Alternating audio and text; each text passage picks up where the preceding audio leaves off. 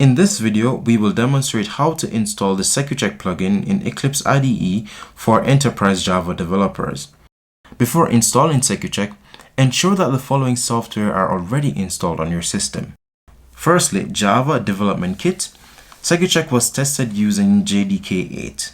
Secondly, the Language Service Protocol for Eclipse IDE, LSP4E, is also required. It is already provided in newer versions of Eclipse, and for older versions, LSP4E needs to be installed manually. To set up SecuCheck in Eclipse, we will need to download the SecuCheck jar file from the SecuCheck repository on GitHub.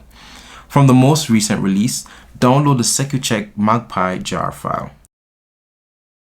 After downloading the installation file, we will use an external tools configuration in Eclipse to set up SecuCheck. On the Run menu, go to External Tools and then External Tool Configurations. In the window that appears, right-click on Program and then select New Configuration to set up at Launch configuration.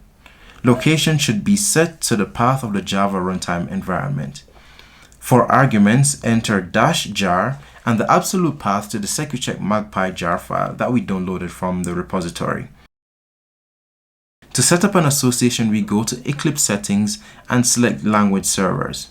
Then we click Add, Text, Java Source File, Program, and then we select the previously created launch configuration and select OK.